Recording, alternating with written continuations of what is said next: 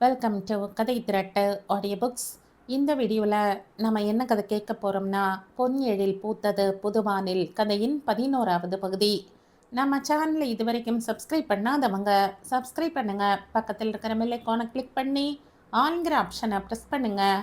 So that நான் போடுற கதைகளை உடனுக்குடனே நீங்கள் கேட்கலாம். வாங்க கதைக்குள்ளே போகலாம். இப்போதைக்கு அகத்தியனை பார்க்க முடியாது என்பதால் கனகராஜ் வரும் வரையாவது இருக்கிறோம் என சிவகாமியும் வைத்தியநாதனும் அவளுடனே இருந்தனர். சிறிது நேரத்தில் கனகராஜ் சரண்யா இருவருமே வந்துவிட்டனர். கனகராஜ் தான் சரண்யாவையும் அழைத்து வந்திருந்தார். உச்சக்கட்ட பதட்டத்துடன் வந்தவர்களை மதிதான் சமாதானம் செய்தாள். அவர்கள் வந்ததும் கதிரை தூக்கி கொண்டு சிவகாமியும் வைத்தியநாதனும் கிளம்பிவிட கனகராஜ் தான் மருத்துவரை பார்த்துவிட்டு பில்லெல்லாம் கட்டினார். சரண்யா மதி அருகில் அமர்ந்து கொள்ள அவள் தோளில் சாய்ந்து அமர்ந்து கொண்டாள் மதி. என்னதான் அனைவரிடமும் தைரியமாக பேசினாலும் கணவனை இரத்தத்துடன் பார்த்தது அவள் மனதை பெரிதாக பாதித்திருந்தது. விபத்து நடந்த நொடி மீண்டும் மீண்டும் மனதிற்குள் வந்து வந்து போக அதை கடந்து வர முடியாமல் அவள் உள்ளுக்குள் வெகுவாக தவித்து போனாள். சரண்யாவுக்கும் அவள் நிலை புரிந்தது. பயப்படாதீங்க அண்ணி, அண்ணாக்கு ஒண்ணுமே இல்லை என சரண்யா மெதுவாக கூற என முனகி கொண்டாளே ஒழிய மதி எதுவுமே பேசவில்லை. அவள் மனம் உணர்ந்து சரண்யாவும் அவளுக்கு ஆறுதலாக மட்டுமே அமர்ந்திருந்தாள். அகத்தியனுக்கு ஆபரேஷன் முடிந்து அவனை ஐசியூவிற்கு மாற்றி இருந்தவர்கள் இரவு ஒருவர்தான் உடன் இருக்க வேண்டும் என்று கூறிவிட்டனர். மதி தான் இருப்பதாக கூற, நீ இந்த நிலையில் இருக்க முடியுமாமா? நீயும் சரண்யாவும் வீட்டுக்கு போய்விட்டு காலையில் வாங்களேன், நான் இருக்கேன் என கனகராஜ் கூறி பார்த்தார். மதிதான் கேட்கவில்லை. நான் இருக்க மாமா, ப்ளீஸ் நீங்க 2 பேரும் போங்க, ஏதாவது தேவை என்றால் கூப்பிடுகிறேன் என மதி கூறிவிட அவர்களும் வேறு வழி இல்லாமல் கிளம்பி சென்றனர். அகத்தியனுக்கு என தனியாக ஒதுக்கப்பட்டிருந்த அறையில் மதி படுத்து கொண்டாள். அவளுக்கு தூக்கம்தான் சுத்தமாக வரவில்லை. காரில் அடிபட்டு அகத்தியன் விழுந்த காட்சியை என்ன முயன்றும் அவளால் ஜீரணித்து கொள்ள முடியவில்லை. அவளை காப்பாற்றத்தான் வந்தான், எல்லாம் அவளால் தானே. கவனமில்லாமல் அவள் நடந்ததால் வந்த வினை. அவன் படுத்து கிடக்கிறான். மனமெல்லாம் அழுத்தமாக வலித்தது. எங்கே இதயம் நின்று விடுமோ என பயமாக போய்விட மெதுவாக நெஞ்சை நீவிக்கொண்டே படுத்திருந்தாள் மதி. மறுநாள் காலை அகத்தியனை அதே அறையில் கொண்டு வந்து விட்டனர். அவன் விழித்துத்தான் இருந்தான். தலையில் சிறிய கட்டும் இடது காலில் மிகப்பெரிய கட்டும் போடப்பட்டிருந்தது. அவனை விட்டுவிட்டு கம்பவுண்டர் சென்று விட மெதுவாக அவன் அருகில் வந்தாள் மதி. வலிக்குதா என அவன் காலை பார்த்து கொண்டே அவள் கேட்க, அதிகம் இல்லைடா, பெயின் கில்லர் கொடுத்துருக்காங்க என்றான் அகத்தியன். நீ ரெஸ்ட் எடுத்தாயா? வீட்டுக்கு வேண்டுமானால் போய் தூங்கிவிட்டு வா என அவன் கூற, இல்லை, சரண்யாவை ட்ரெஸ் எடுத்துட்டு வர சொல்லி இருக்க, இங்கேயே மாத்திக்கிறேன் என்றவள் இறங்க வர என்று விட்டு உள்ளே சென்றாள். அவன் பல் துலக்க பிரஷ், பேஸ்ட், ஒரு மக்கில் தண்ணீர் எல்லாம் எடுத்து வந்து அவள் கொடுக்க அவனும் ஃப்ரெஷ் ஆகி கொண்டான். மருத்துவமனையிலேயே கொடுத்த உணவை இருவரும் உண்டனர். ரோட்டில் கவனமாக நடக்கணும் மதிமா, நான் இருந்ததால் பரவாயில்லை, நான் இல்லாவிட்டால் என்ன ஆக இருக்கும், கவனமாக இருக்கணும்டா என அகத்தியன் கூற அவள் அதற்கும் என முனகி மட்டும் வைத்தாள். அவளுக்கு குற்ற உணர்வில் வார்த்தைகளே வரவில்லை.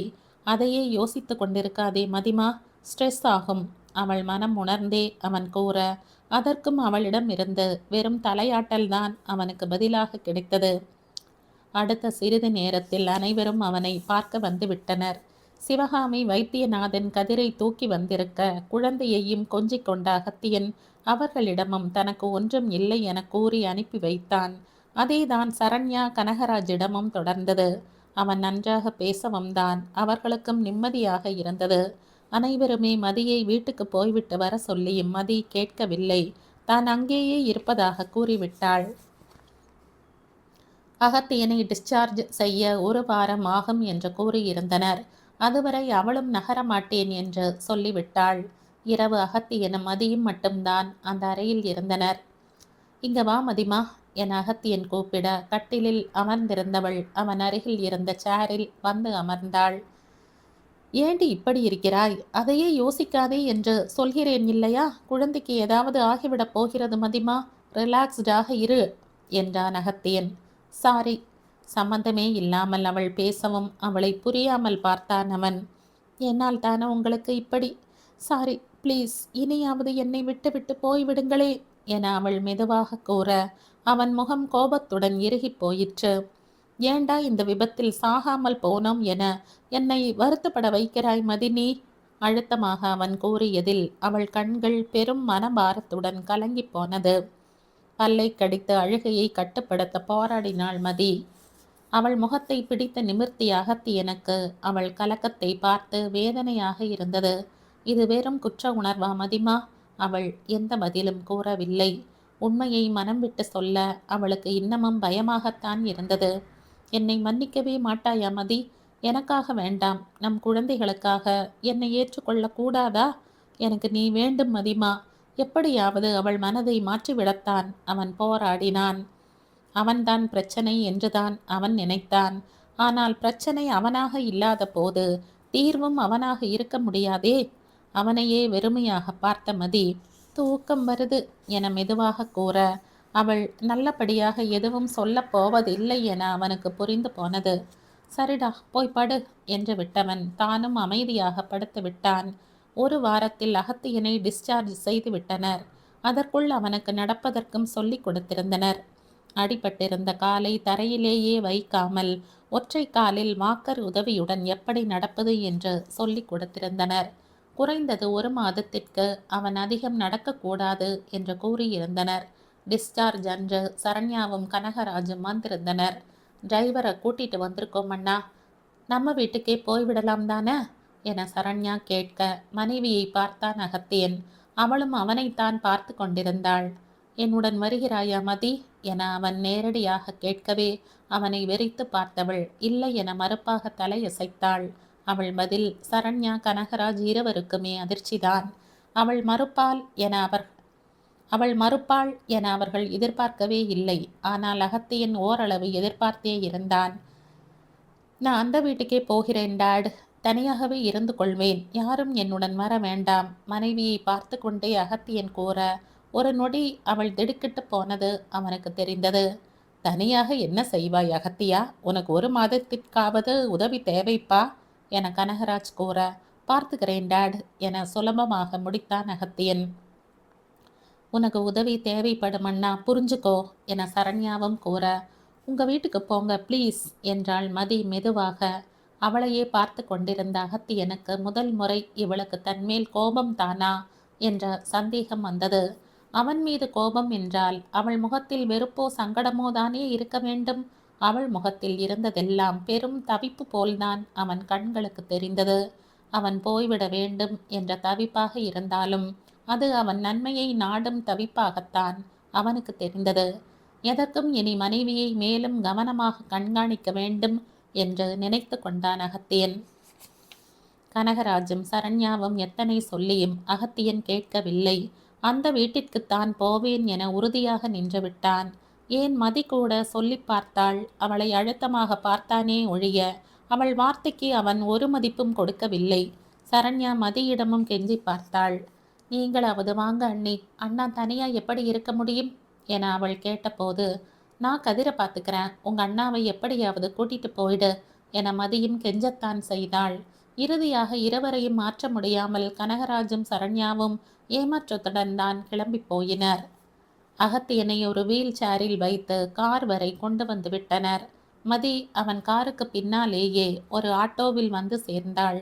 அகத்தியன் வந்தபோது அவன் வீட்டு வாசலிலேயே சிவகாமியும் வைத்தியநாதனும் காத்திருந்ததால் அவன் இறங்கவே வைத்தியநாதன் தான் உதவினார். அவர் உதவியுடன் வீட்டிற்குள் வந்தவன் தன் அறையில் இருந்த கட்டிலில் வந்து கால் நீட்டி அமர்ந்து விட்டான். மதி வெளியிலேயே நின்றுவிட அவளை வர சொல்லுங்கம்மா என சிவகாமியிடம் கூறிவிட்டு கதிரை வாங்கி கொண்டான் அகத்தியன். சிவகாமியும் வெளியே வந்து உன்னை தம்பி கூப்பிடுறா வாமா என அழைத்து வந்தார். அவள் அமைதியாக வந்து நிற்க, கதிரை மட்டுமாவது பார்த்து கொள்ள முடியுமா மதி? இல்லை என்றால் அவனை சரண்யாவிடம்தான் விட வேண்டும். நாம் இருவருமே இல்லை என்றால் ரொம்பவும் ஏங்கி போவான் என அகத்தியன் கேட்க, கதிரை நான் பார்த்து கொள்வேன் என்றாள் மதி. நீ வேலைக்கு போகும்போது? அவள் வேலைக்கு போகும்போது நான் பார்த்துக்கிறேன்பா என சிவகாமி கூறிவிட்டார். எனக்கு ஏதாவது உதவி செய்வாயா என அகத்தியன் அடுத்த கேள்வி கேட்க தலை குனிந்து கொண்டே மறுப்பாக தலையசைத்தாள் மதி. நீங்க உங்க வீட்டுக்கு என அவள் மெதுவாக தொடங்க, இவனை பிடி என கதிரை அவள் கையில் கொடுத்தவன் நீ போ என முடித்துவிட குழந்தையை அழுத்தமாக பிடித்து கொண்டவள் அவனை நிமிர்ந்து பார்த்துவிட்டு சென்று விட்டாள். அவள் கண்கள் ஏதோ செய்தி சொன்னது. அதை படிக்கத்தான் அகத்தியனும் முயன்றான். உனக்கு சாப்பாடு நான் செய்து தரேன் தம்பி, நானே கொண்டு வந்து தரேன். மற்ற உதவிகளுக்கு ஒரு ஆள் போட்டுக்கங்க. மதி ஏன் இப்படி செய்யறா? அகத்தியனிடம் பேசிக்கொண்டே சிவகாமி புலம்ப அவன் கசப்பாக புன்னகைத்து கொண்டான். நீங்க எவ்வளவுமா செய்வீங்க? கதிரை பார்த்து கொள்வதே உங்களுக்கு பெரிய வேலையாக இருக்கும். சாப்பாடெல்லாம் செய்யாதீங்கம்மா, நான் பார்த்துக்கிறேன் என்றான் அகத்தியன். இதுல என்னப்பா கஷ்டம்? ஒரு பிடி அரிசி அதிகம் வைக்க போறேன், அவ்வளவுதான். இந்த உடம்போடு என்ன சமைப்பாய்? நான் செய்கிறேன், நீ சும்மா இரு கண்டிப்புடன் கூறியவரை பார்த்து மெலிதாக புன்னகைத்தவன் இல்லைம்மா வேண்டாம், மதி எனக்கு செய்ய விரும்பாத எதுவுமே எனக்கு வேண்டாம். அவள் கொடுக்கும் தண்டனைகளை நான் ஏற்றுக்கொள்ள வேண்டும்மா, அதுதான் நியாயம். நான் பாட்டுக்கு சொகுசாக இருந்தால் அவள் மனம் எப்படி மாறும்? என்னை விட்டுடுங்கம்மா ப்ளீஸ் என்றான் அகத்தியன் மென்மையாக. சொன்னால் கேளேன் தம்பி, நான் வேண்டுமானால் அவளிடம் பேசுகிறேன். இல்லைம்மா ப்ளீஸ் வேண்டாம், நான் மெஸ்ஸில் சாப்பாடு சொல்லிக்கிறேன், ஒன்றும் பிரச்சனை இல்லை விடுங்க என அவன் முடித்து விட்டான். வைத்தியநாதனும் பேசி பார்த்தார். அவன் எதற்குமே மசியவில்லை. கணவன் மனைவி இருவருமே உறுதியாக இருந்ததால் பெரியவர்களுக்கும் என்ன செய்வதென்று தெரியவில்லை. கதிரை இரவு தூங்க வைத்த மதி மெதுவாக வெளியே வந்து அகத்தியன் வீட்டைத்தான் பார்த்து கொண்டிருந்தாள். இரவு சாப்பாட்டுக்கு என்ன பண்ணுவானோ? அந்த காலை வைத்து கொண்டு அவனால் சமைக்க முடியுமா என ஏதேதோ கேள்வி அவளுக்குள் குடைந்து கொண்டே இருந்தது. என்ன பார்க்கிறாய் என்ற சிவகாமி குரலில் திடுக்கிட்டு திரும்பினாள் மதி. அவருக்கு நைட் சாப்பாடு என அவள் தயங்க, செய்து கொடுக்க வேண்டியது தானே என்றார் அவர் பட்டென. அதில் மறுப்பாக தலையசைத்தவள் தன் செயலுக்கு சம்பந்தமே இல்லாமல் அவன் வீட்டை தான் கவலையுடன் பார்த்து கொண்டிருந்தாள். உனக்கு என்னதான் மதி பிரச்சனை? அதான் அவனால் முடியாது என்று தெரிகிறது இல்லையா? பின்னே ஏன் இப்படி செய்கிறாய்? அகத்தியன் போலவே அவருக்கும் அவள் செயல்கள் குழப்பமாகத்தான் இருந்தது. அதே நேரம் அகத்தியன் வீட்டிற்குள் ஒருவன் ஒரு கவருடன் சென்று விட்டு வர அவனை பார்த்ததுமே அவன் மிஸ் ஆள் என்று அவளுக்கு புரிந்துவிட்டது. அதில் அவள் நிம்மதியுடன் மூச்சு விட்டு கொள்ள, ரொம்ப சந்தோஷப்படாத என்றார் சிவகாமி. தம்பி நிறைய மாத்திரை சாப்பிடும். இந்த நேரத்தில் வெளி சாப்பாடு ஒத்துக்கொள்ளுமா தெரியவில்லை. நான் செய்து தரேன் என்று சொன்னாலும் பிடிவாதமாக மறுத்தாச்சு. கணவனும் மனைவியும் உங்கள் பிடிவாதத்தில் மட்டும் ஒத்துமையா இருக்கீங்க. போய் தூங்கு, ரொம்ப நேரம் நிற்காத என்று விட்டு சிவகாமி சென்று விட மீண்டும் மனதில் முளைத்துவிட்ட புது கவலையுடன் உள்ளே சென்றாள் மதி. சிவகாமி சொன்னதுதான் நடக்கவும் செய்தது. நிறைய மாத்திரைகள் எடுத்ததால் அகத்தியனுக்கு வெளி சாப்பாடு ஒத்துக்கொள்ளவே இல்லை. 2 நாள்தான் ஒழுங்காக சாப்பிட்டான். 3ஆம் நாள் ஒரே வாந்தியாக போய்விட அந்த காலை வைத்து கொண்டு ரொம்பவும் கஷ்டப்பட்டு விட்டான். எழுந்து எழுந்து வாஷ் பேசின் வரை சென்று வருவது அவனுக்கு சிரமமாக இருந்தது. ஏற்கனவே அதிகம் நடக்கக்கூடாது என தண்ணீர் உட்பட ஒரு 2 லிட்டர் பாட்டிலில் பிடித்து வைத்து கொண்டு அமர்ந்து விடுவான். இதில் உடல் உபாதை அன்று அவனை வெகுவாக படுத்திவிட்டது. வெளி சாப்பாடு ஒத்துக்கொள்ளவில்லை என அவனுக்கே புரிந்தது. ஒரு நாள் அவதிப்பட்டவன் இனி அதை தினமும் சாப்பிட முடியாது என தெளிவாக முடிவெடுத்து கொண்டான். மறுநாளில் இருந்து மதியத்திற்கு தயிர் சாதம் மட்டுமே அனுப்புமாறு மெஸ்ஸில் கூறிவிட்டான். அந்த மெஸ்ஸில் வேலை செய்யும் பையனிடம் பணம் கொடுத்து கொஞ்சம் பழங்கள் மட்டும் வாங்கி வர சொன்னவன் காலையிலும் இரவிலும் அதை மட்டும் சாப்பிட்டு கொண்டான். பசித்ததுதான், என்ன செய்ய முடியும், பொறுத்து கொண்டான். சமைக்கிறேன் என காலிற்கு வேலை வைத்தால் அது சரியாகாது. ஒழுங்காக ஓய்வெடுத்தால் தான் 1 மாதத்தில் கொஞ்சம் வாக்கரில் இருந்து ஸ்டிக்கிற்காவது மாறலாம் என்று சொல்லியிருந்தனர். அதான் அத்தியாவசிய தேவை தவிர எதற்குமே அவன் எழுந்து செல்லவில்லை. 1 வாரம் இப்படியே ஓடியது. அன்றுதான் மதிக்கு ஓய்வு கிடைத்திருந்தது. அன்று வரை கணவன் ஒழுங்காக சாப்பிட்டு ஓய்வெடுக்கிறான் என்றுதான் அவள் நினைத்து கொண்டிருந்தாள். அதிலேயே தனியாக என்ன செய்கிறானோ என்ற பயம் அவளுக்கு இருந்து கொண்டேதான் இருந்தது. அன்று பகலில் கதிர் தூங்கிய போது வெளியில் வந்து நின்று அகத்தியன் வீட்டைத்தான் அவள் எட்டி பார்த்து கொண்டிருந்தாள். சரியாக அது மதிய சாப்பாடு வரும் நேரம். மிஸ் பையன் உணவை கொடுத்து விட்டு வந்ததுமே அவனை அழைத்தாள் மதி. சொல்லுங்கக்கா என அவன் வந்து நிற்க, அவருக்கு சாப்பாடு ஒத்துக்கொள்கிறதாடா? ஒன்றும் பிரச்சனை இல்லையே என மதி கேட்க, தெரியலக்கா, ஆனா 3 வேளையும் வேண்டாம்னு சொல்லிட்டாரு. மதியம் தயிர் சாதம் மட்டும்தான் வாங்குறாரு என்றான் அவன். இன்று மட்டுமாடா? இல்லக்கா, 4 நாளா அப்படித்தான் வாங்குறாரு என்று விட்டு அவன் சென்று விட அவளுக்குத்தான் திக்கென்றிருந்தது. நன்றாக இருப்பான் என்று நினைத்தாளே, ஏன் வாங்குவதை நிறுத்தினான்? அவனாலும் சமைக்க முடியாது. சிவகாமியும் கொடுப்பது போல் தெரியவில்லை. என்ன செய்கிறேன் என புரியாமல் தவித்து போனாள் மதி. அதற்கு மேலும் அவளால் அமைதியாக இருக்க முடியவில்லை. தன் எண்ணங்கள் அனைத்தையும் முயன்று ஓரங்கட்டியவள் நேராக சிவகாமியிடம்தான் சென்றாள். அம்மா, கதிர் தூங்குறா, கொஞ்சம் அவனை பார்த்துக்கோங்க, நான் அவரை பார்க்க போறேன் என மதி கூற, அதிசயமாக அவள் கணவனை பார்க்க போகிறேன் என்று சொன்னதில், சரிடா நான் பார்த்துக்கிறேன் என உடனடியாக கூறிவிட்டார் சிவகாமி. மதி அகத்தியின் வீட்டிற்குள் வந்தபோது அவன் கட்டிலில் அமர்ந்து சாப்பிட்டு கொண்டுதான் இருந்தான். அவள் வந்ததை கவனித்தவன், வா மதி என அழைக்க ஒரு சேர் எடுத்து போட்டுக்கொண்டு அவன் அருகில் அமர்ந்தாள் மதி. சாப்பாடு ஒத்துக்கொள்ளவில்லையா என அவள் மெதுவாக கேட்க, அவளை ஒரு நொடி குழப்பத்துடன் பார்த்தான் அகத்தியன். இவளுக்கு எப்படி தெரியும் என யோசித்தவன், ஆமாடா என்று மட்டும் கூறி வைத்தான். அவனை நேராக பார்த்தவளுக்கு கதறலை கட்டுப்படுத்தி கொள்வது பெரும் பாடாக இருந்தது. ஒரே வாரத்தில் ஆளே பாதியானது போல் இருந்தான். பின்ன ஒரு வேளை மட்டும் சாப்பிட்டு கொண்டிருந்தால் உடம்பு என்னத்துக்காகும்? பழங்கள் சாப்பிடுகிறேன் மதி. தன்மேல் படிந்த அவள் பார்வையை உணர்ந்து அகத்தியன் கூற, அது மட்டும் எப்படி பத்தும் என்றுதான் அவளுக்கு தோன்றியது. உங்கள் வீட்டுக்கே போங்களேன், இந்த சாப்பாடு பிரச்சனை இருக்காதே முயன்று தன்னை கட்டுப்படுத்தி கொண்டு அவள் கூற, பரவாயில்லை மதி, இந்த அளவு கூட அவதிப்படாவிட்டால் எப்படி? பிராயச்சித்தமாக இருந்துவிட்டு போகட்டும் என்றான் அகத்தியன் சாதாரணமாக. உங்கள் வீட்டுக்கு போக மாட்டீங்களா? நீ இல்லாமல் போக மாட்டேன் மதி தெளிவாக கூறியவனை சலிப்புடன் பார்த்தாள் மதி. இப்படி சாப்பிடாமலே இருக்க போறீங்களா? அவள் கேள்விக்கு அவன் மெலிதாக சிரித்து வைத்தான். அவன் சிரிப்பே அவன் மாறப்போவதில்லை என தெளிவாக உணர்த்திவிட்டது. இந்த அடம் தேவைதானா? வெறுமையாக கேட்டவளை புன்னகை மாறாமல் பார்த்தவன், நான் என் மனைவி போல் என்று கூறி கண்ணடிக்க அவள் அமைதியாக எழுந்து விட்டாள். எதுவும் பேசாமல் செல்பவளை பார்த்த அகத்தியன் முகம் பெரும் யோசனையுடன் சுருங்கி போயிற்று. நிச்சயம் இது கோபம் மட்டும் இல்லை என திடமாக அவனுக்கு தோன்ற தொடங்கியது. அடுத்த நாளில் இருந்து அகத்தியனுக்கும் சேர்த்து மதியே சமைத்தாள். காலையில் வேலைக்கு போகும் முன் அவன் வீட்டுக்கு வந்தவள் அவன் கட்டிலுக்கு அருகிலேயே டிஃபன், லஞ்ச் பாக்ஸ் எல்லாம் வைக்க, எனக்காக செய்தாயா என்ன? பரவாயில்லை மதி, நீ சிரமப்படாதே, அதான் ஒருவேளை ஒழுங்காக சாப்பிடுகிறேனே, போதும், 1 மாதம்தானே, சமாளித்துக் கொள்வேன் என அகத்தியன் கூற, பேசாம ஒழுங்கா சாப்பிடுங்க என்று மட்டுமே மதி கூறினாள். திரும்ப போனவள் கையை அவன் அழுத்தமாக பிடிக்க அதில் தடுமாறி அவன் தோளை பற்றி கொண்டு நின்றாள் மதி. உனக்கு என்மேல் கோபம் இருக்கிறதா இல்லையா மதிமா? என்னதான் நினைக்கிறாய்? கொஞ்சம் தெளிவா சொல்லேண்டி. உங்கள் மேல் கோபப்படாமல் இருக்கும் அளவு நீங்கள் நல்லவர் இல்லையே, அப்போ எதற்கு இதெல்லாம்? நான் உங்கள் அளவு கெட்டவள் இல்லை. அவள் பதில்கள் என்னவோ தெளிவாகத்தான் இருந்தது. ஆனால் அதை அவன் கண்ணை பார்த்து அவள் பேசவில்லை. வேறு எங்கோ பார்த்து கொண்டல்லவா சொல்லி கொண்டிருந்தாள். என்னை பார்த்து கூட பதில் சொல்லலாம் மதி. அவளை ஆராய்ந்து கொண்டே அவன் கூற, பார்த்து கவனமா இருங்க என்று விட்டு அவள் வேகமாக சென்று விட்டாள். அன்றில் இருந்து தினமும் இதே கதைதான் தொடர்ந்தது.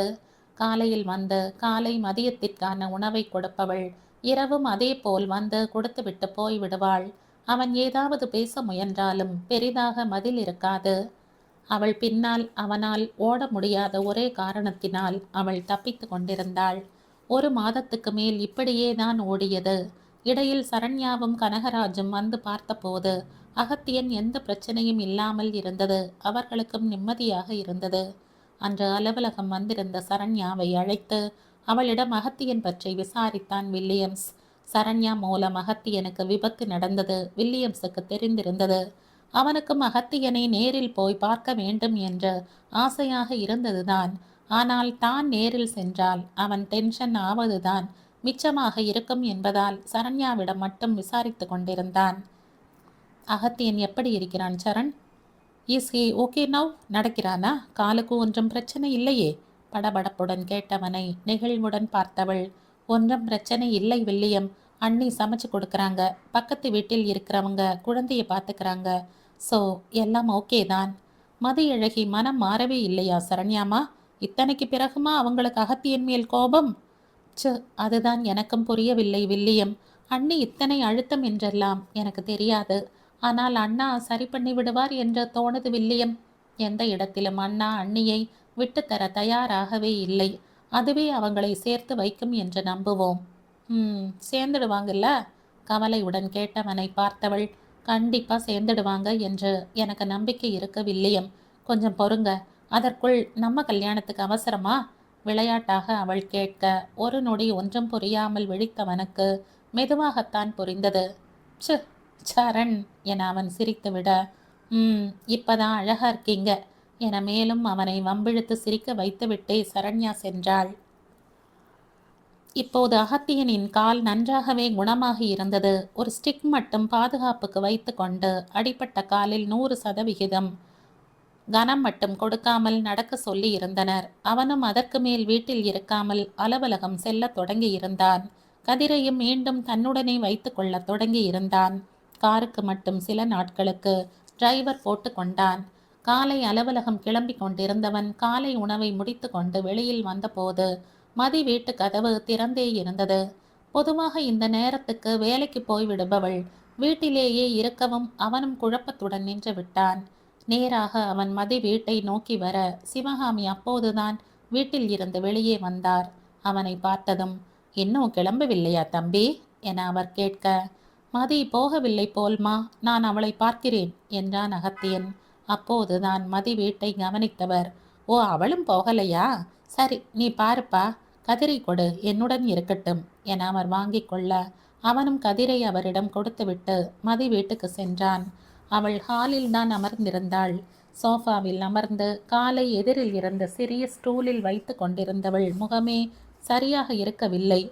என்ன பண்ணுது மதிமா என கேட்டுக்கொண்டே அகத்தியன் வேகமாக அவள் அருகில் அமர அவனை எதிர்பார்க்காமல் ஒரு நொடி திகைத்தவள் பின் ஒண்ணுமில்ல என்றாள் மெதுவாக.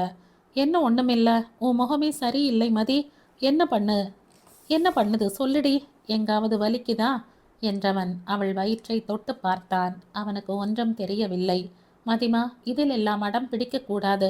ஒழுங்கா என்ன செய்கிறதென்று சொல்லு என்றான் அகத்தியன் சற்றே அதட்டலாக. அவன் அதட்டலுக்கு எல்லாம் அவள் கொஞ்சமும் பயப்படவில்லை. ஒண்ணுமில்ல, நீங்க போங்க என அவள் மீண்டும் கூற அவனுக்கோ பயமும் கோபமும் போட்டி போட்டு கொண்டு வந்தது. மதிமா, நீ நன்றாக இருந்தால் எப்படி இருப்பாய் என்று எனக்கு தெரியும். உனக்கு வலிக்கிறது என்னும் வரை எனக்கு புரிகிறது. எங்கே வலிக்கிறது சொல்லு மதி. எனக்கு எங்கே வலித்தால் உங்களுக்கு என்ன? உங்கள் வேலையை பார்த்துட்டு போங்க.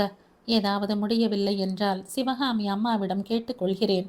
என் பக்கம் வராதீங்க என்று ஒரு முறை சொன்னால் உங்களுக்கு புரியாதா? இதையெல்லாம் வெறுப்புடன் சொல்ல வேண்டும் மதிமா.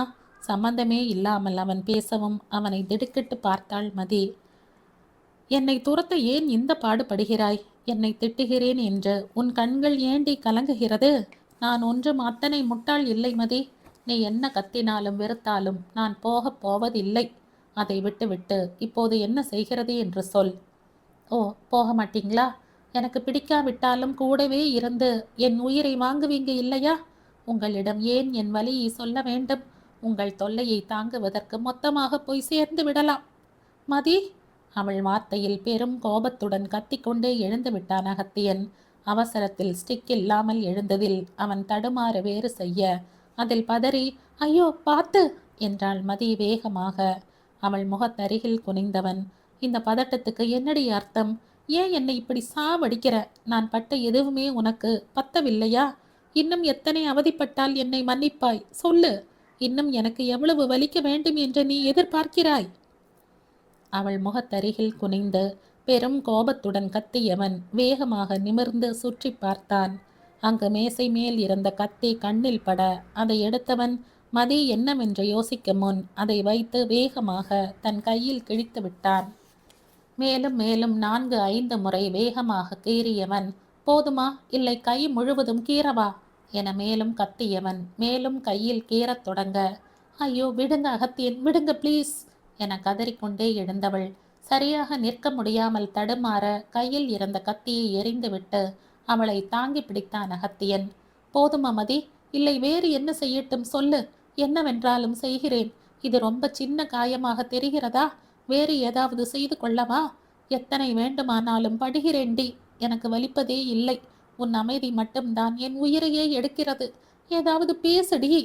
அவளை அணைத்தவாறு பிடித்து கொண்டே அவன் கேட்க, அவளோ அவன் முகத்தையே பார்க்காமல் ரத்தம் வடிந்து கொண்டிருந்த அவன் கையைத்தான் பார்த்தாள். என்னதான் நரம்பு அருகில் அவன் வெட்டவில்லை என்றாலும் அவன் கீறி இருந்த இடங்களில் எல்லாம் நல்ல ரத்தம். ரத்தம் அகத்தியன், ஹாஸ்பிட்டல் போங்க ப்ளீஸ் என அவன் வெளிப்படையாகவே அழுகையுடன் கெஞ்ச, உனக்கு என்ன செய்கிறது என்று சொல்லு என்றான் அவன் திடமாக. பாவி, அதற்காகவா இத்தனை காயப்படுத்தி கொண்டான் என அவள் அதிர்ச்சியுடன் அவனை பார்க்க, உன் வலி எனக்கு தெரியவில்லை மதி. நான் எப்படி நிம்மதியாக இருப்பது என அவள் பார்வைக்கும் பதில் சொன்னான் அவன்.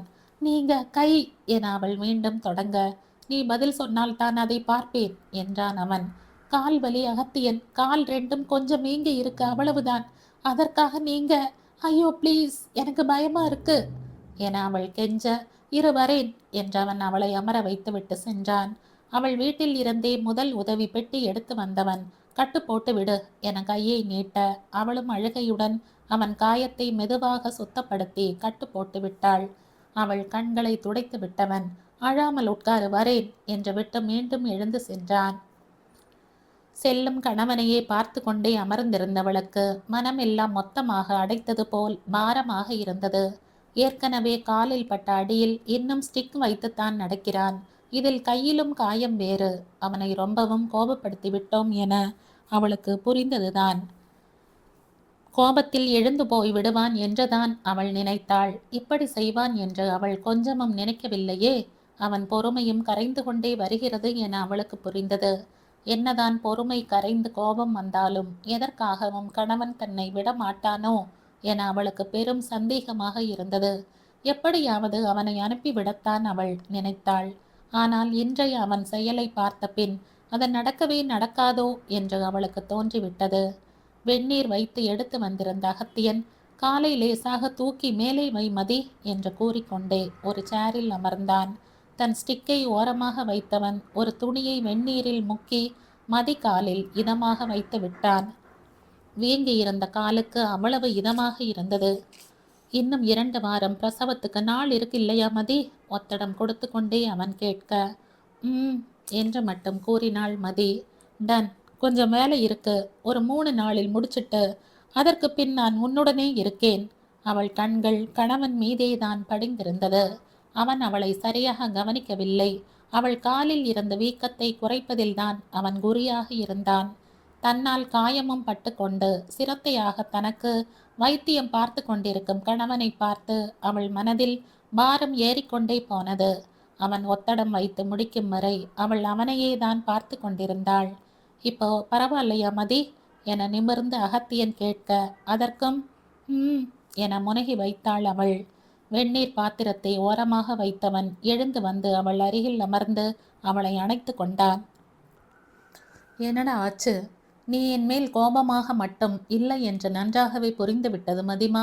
வேறு என்ன பிரச்சனை? அந்த வான்மதி மீண்டும் ஏதாவது மிரட்டினாளா என அகத்தியன் கேட்க, அவளோ உள்ளுக்குள் திடுக்கிட்டதை வெளியில் காண்பித்து கொள்ளாமல் இருக்க பெரும் பாடுபட்டு போனாள். அகத்தியன் என அவள் ஏதோ தொடங்கும் போது சரியாக அவன் ஃபோன் அடித்தது. அவன் பிஏ தான் பேசினான். ஒரு இயக்குனருக்கும் அக்கவுண்ட்ஸ் ஆளுங்களுக்கும் ஏதோ பெரிய பிரச்சனை என அவனை உடனடியாக வர சொன்னான். நீங்களே சமாளிங்க, உங்களுக்கு எதுக்கு சம்பளம் தரேன் என அகத்தியன் திட்டியதற்கும், பிரச்சனை பெருசு சார், கொஞ்சம் வந்துட்டு போனீங்கன்னா பரவாயில்ல என அவன் கெஞ்ச, பாருங்க வர என எரிச்சலுடன் கூறிவிட்டு ஃபோனை வைத்தான் அகத்தியன். அப்போதும் ஆஃபீஸ் போகும் எண்ணம் இல்லாமல், நீ சொல்லு மதிமா என அவன் மனைவி புறமே திரும்ப, அவன் பேசியதில் இருந்தே ஏதோ பெரிய பிரச்சனை என கணித்திருந்தவள், அவசரமாக கூப்பிடுறாங்க போலையே, நீங்க போங்க, நாம் அப்புறமா பேசிக்கலாம் என கூற, உன்னை விட எதுவுமே முக்கியமில்லை மதி, நீ சொல்லு என்றான் அவன். மீண்டும் நீங்க வந்ததும் நான் கண்டிப்பா சொல்றேன் அகத்தியன், அங்க பார்த்துட்டு வாங்க ப்ளீஸ், எல்லாத்துக்கும் அடம் பிடிக்காதீங்க என்றாள் மதி. அது இருக்கட்டும் மதி என அவன் மனமில்லாமல் கூற, ஏதோ பெரிய பிரச்சனை என்று தானே அவ்வளவு சொல்கிறார். நான் எங்கே போகிறேன்? வேண்டுமென்றால் கதிரை என்னிடம் விட்டுட்டு போங்க என்னை பற்றிய பயம் உங்களுக்கு இல்லாமல் இருக்கும் என்றாள் மதி. அவள் சொல்வது அவனுக்கும் சரியாகத்தான் பட்டது. கதிரை அவளிடம் விட்டால் அவனுக்காக நிச்சயம் அவளும் ஒழுங்காக இருப்பாள். முடிந்தவரை சீக்கிரம் வரேன் மதி. சிவகாமி அம்மாவிடம் சொல்லி கதிரை உன்னிடம் கொடுக்க சொல்லி விடுகிறேன் என்றவன் அவளை இழுத்து அவள் இதழ்களில் அழுத்தமாக இதழ் பதித்துவிட்டே கிளம்பினான். கணவனின் இதழ் ஒற்றல் மனதில் எத்தனை நிம்மதியை கொடுத்ததோ அதே அளவு பயத்தையும் அவளுக்கு கொடுத்ததை அவன் அறியவில்லை. பாவம், அவள் காயங்களுக்கான மருந்து அவனே. கையிலேயே மருந்தும் வைத்து கொண்டு அதை உட்கொள்ள முடியாத அவல நிலை அவளுடையது. அவளுக்கு ஒரு திடமான முடிவெடுக்க வேண்டியிருந்தது. அதான் கணவனை அனுப்பி வைத்தாள். அன்று முழுவதும் யோசித்தவள் கணவனுக்கு நல்லது என்று நினைத்து எடுத்தது என்னவோ தவறான முடிவுதான். அன்றைக்கு என்று பார்த்து அகத்தியன் சென்ற பிரச்சனை இழுத்து கொண்டே போனது. மேலும் புது வேலை வேறு சேர்ந்து கொள்ள அவன் கிளம்பவே நள்ளிரவு ஆகும் போல் இருந்தது. இடையில் மதிக்கு அழைத்தவன் வேலை பிரச்சனையை கூறி, நான் வர லேட்டாகும் மதி, கதிரை நீயே வைத்துக்கொள் என்று கூறிவிட அவளும் சரி அகத்தியன் என்றதோடு போனை வைத்து விட்டாள்.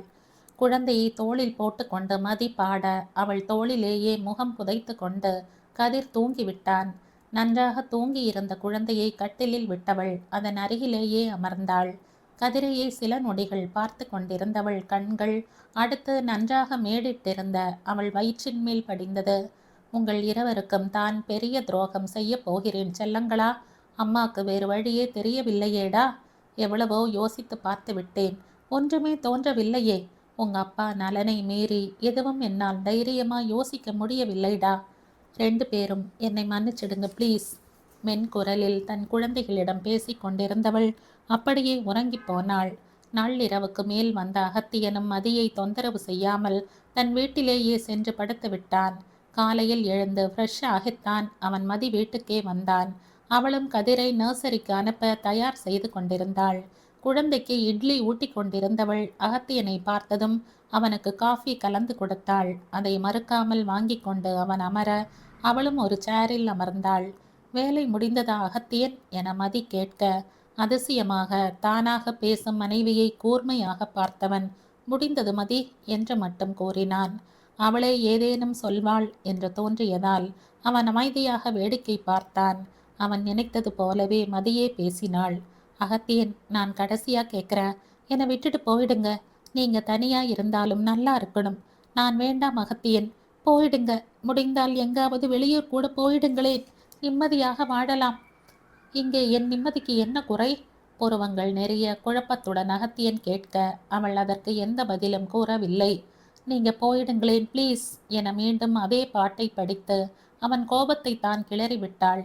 என் நிம்மதி வாழ்க்கை அனைத்துமே உன்னிடம் இருக்கும்போது அதை விட்டுவிட்டு நான் எங்கு போய் நிம்மதியை தேடுவது மதிமா? எங்காவது போங்க, நான் வேண்டாமே. கொஞ்ச நாட்களில் தானாக என் நினைவு மறந்து போகும். வாழ்க்கையில் எதுவுமே நிரந்தரமில்லை அகத்தியன். நான் மட்டும் என்ன விதிவிலக்கு? தத்துவம் எல்லாம் நல்லாத்தான் இருக்கு, ஆனா எனக்கு நிரந்தரமாக நீ வேண்டுமே என்றான் அகத்தியன் திடமாக. அவன் குரலில் இருந்த அழுத்தம் அவளுக்கு புரிந்தது. இது மாறக்கூடிய அழுத்தம் இல்லை என்று அவளுக்கு நன்றாகவே தெரியும். கடைசி வாயை கதிருக்கு ஊட்டிவிட்டு திரும்பியவள், அப்போ போக மாட்டீங்களா என அவன் கண்களை பார்த்து கேட்க அவன் மறுப்பாக தலை மட்டும் அசைத்தான்.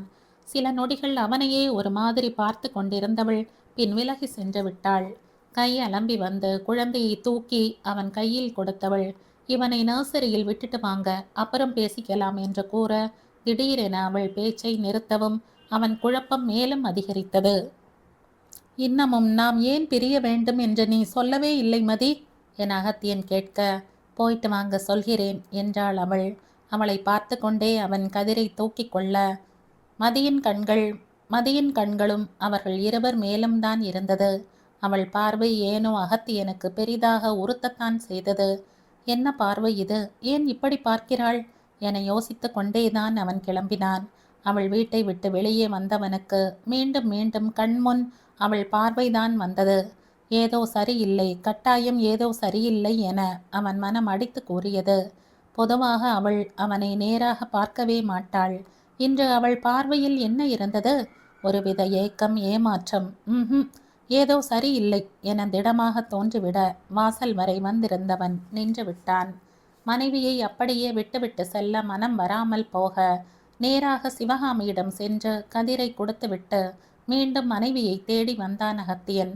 எப்படியும் இன்று பேசி ஒரு முடிவுக்கு வந்துவிட வேண்டும் என்ற எண்ணத்துடன் வந்தவன் அங்கு மனைவி செய்து கொண்டிருந்த செயலை பார்த்து பெரிதும் அதிர்ந்து விட்டான். கையில் ஒரு மாத்திரை டப்பாவும் தண்ணி பாட்டிலும் வைத்து கொண்டு நின்றிருந்தவள் அருகில் வேகமாக வந்தவன் அவள் கையில் இருந்த டப்பாவை வேகமாக பிடுங்கினான். அதை பார்த்தவனுக்கு தான் நினைத்தது சரிதான் என புரிந்துவிட அவனுக்கு உயிர் வரை சென்று நடுங்கிவிட்டது. அவனை அறியாமல் அவன் உடல் தடுமாற கையில் இருந்த ஸ்டிக்கை அழுத்தமாக பிடித்து கொண்டு நின்றான் அகத்தியன். அந்த நேரத்தில் கணவனை கொஞ்சமும் எதிர்பார்க்காமல் மதியும் அதிர்ந்து நின்று விட்டாள். என்னடி செய்கிறாய் என அதிர்ச்சியுடன் கேட்ட அகத்தியனுக்கு குரலே வெளியில் வரவில்லை. அவனால் தான் கண்ட காட்சியில் இருந்து மீண்டே வர முடியவில்லை. மதி பயமும் அதிர்ச்சியுமாக அவனை பார்த்து கொண்டிருக்க நடப்பதை ஜீரணித்து கொள்ளவே அகத்தியனுக்கு அவகாசம் தேவைப்பட்டது. ஒருவாறு நிதர்சனம் உரைக்க கையில் இருந்த டப்பாவை வேகமாக தூக்கி எறிந்தவன் மனைவியை அழுத்தமாக பிடித்தான். என்ன காரியம்டி செய்து கொண்டிருக்கிறாய்? அப்படி நீயும் செத்து ஒரு பிஞ்சையும் கொல்லும் அளவு இங்கே என்ன நடந்துவிட்டது? அவளை லேசாக உலுக்கி கோபத்துடன் அவன் கேட்க மதியோ கண் கலங்க தலை குனிந்தாள். அவள் முகத்தை அழுத்தமாக பிடித்து நிமிர்த்தியவன் பேசி தொலை மதி, என்னதான் ஆனது? என்ன ஆகியிருந்தாலும் இது என்ன முட்டாள்தனம்? 2 உயிர்கள் டி, உனக்கு விளையாட்டாக போய்விட்டதா? நான் இப்போது வராமல் போயிருந்தால்? அவளிடம் கேள்வி கேட்டவன் அதன் விடையை தாங்க முடியாமல் சுவரில் சாய்ந்து நின்று விட்டான். அவன் உடல் வெளிப்படையாகவே நடுங்க அதை பார்த்ததும் தான் மதிக்கே சுய நினைவே வந்தது. அகத்தியன் என மெதுவாக அவள் அவனை தொட அதற்கு மேல் தன் உடல் பாரத்தையே தாங்க முடியாதவன் போல அகத்தியன் அமர்ந்து விட்டான். அவன் நிலை உணர்ந்து துடித்து வெளியே வந்த அழுகையை கட்டுப்படுத்தி கொண்டு அவளும் அமர்ந்தாள். அகத்தியன் என அவள் லேசாக அவனை உலுக்க அவளை நிமிர்ந்து பார்த்தான் அவன். அவள் முகத்தை பார்த்தவனுக்கு அத்தனை கோபம் வந்தது. பெரும் கோபத்துடன் அவள் கழுத்தை பிடித்தவன் என்னடி செய்யப்போனாய்? என்ன செய்யப்போனாய்? எவ்வளவு தைரியம் இருக்க வேண்டும் உனக்கு? ஒரே நேரத்தில் தற்கொலை கொலை 2ம் செய்ய துணிந்திருக்கிறாய். இவ்வளவு பெரிய ராட்சசியா நீ? அடிக்குரலில் அவன் உருமியதில் அவள் பயந்துதான் போனாள். அவள் கழுத்தில் இருந்த கையை எரிச்சலுடன் எடுத்தவன் தன் தலையை 2 கைகளாலும் தாங்கிக் கொண்டு அமர்ந்து விட்டான். என்ன காரணம் இருந்தாலும் மனைவி எடுத்த முடிவை அவனால் ஜீரணித்து கொள்ளவே முடியவில்லை. சில நொடிகள் அங்கு பெரும் அமைதிதான் நிலவியது. ஒருவாறு அகத்தியன்தான் சுதாரித்து எழுந்தான். ஒரு பக்கம் ஓரமாக கிடந்த தூக்க மாத்திரை டப்பாவை எடுத்து வந்தவன் அவள் முன் வந்து அமர்ந்தான். இங்க பாரு மதி என அவன் அழுத்தமாக அழைக்க அவனை நிமிர்ந்து பார்த்தாள் மதி. இப்போ ஒழுங்காக உண்மையை சொல்கிறாய், இல்லை என்றால் இதை முழுதாக நான் சாப்பிட்டு விடுவேன். நீ சாவதை பார்க்கும் தைரியம் எல்லாம் எனக்கில்லை. நானே போறேன். கதிர் அனாதையாக வளரட்டும், அவன் விதி அதுதான் போல். சொல்கிறாயா இல்லையா மதி? அவளை அழுத்தமாக பார்த்து கொண்டே கேட்டவனை பார்த்தவளுக்கு பயத்தில் உடலெல்லாம் நடுங்கிவிட்டது. ஐயோ, அதை கொடுங்க அகத்தியன் என அவள் பிடுங்க வர அவளால் அவன் கையில் இருந்து அதை அசைக்க கூட முடியவில்லை. இப்போது எனக்கு தெரிந்தே ஆக வேண்டும் மதி.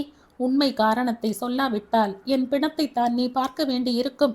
ஐயோ, அப்படி பேசாதீங்களேன் என அவள் கத்த, அப்படி தாண்டி பேசுவேன். நீ செய்ய துணிந்த காரியத்திற்கு நீ மட்டும் தனி ஆளாக இருந்திருந்தால் ஆட்டி பின்னி இருப்பேன். குழந்தையால் தப்பித்தாய். இது உனக்கு கடைசி வாய்ப்பு மதி, அவ்வளவுதான். என் பொறுமை முழுவதும் கரைந்து விட்டது. சொல்ல போகிறாயா இல்லை மொத்தமாக நான் சாவதை பார்க்கத்தான் விரும்புகிறாயா? ஐயோ வேண்டாம் அகத்தியன், இப்படி பேசாதீங்க ப்ளீஸ்.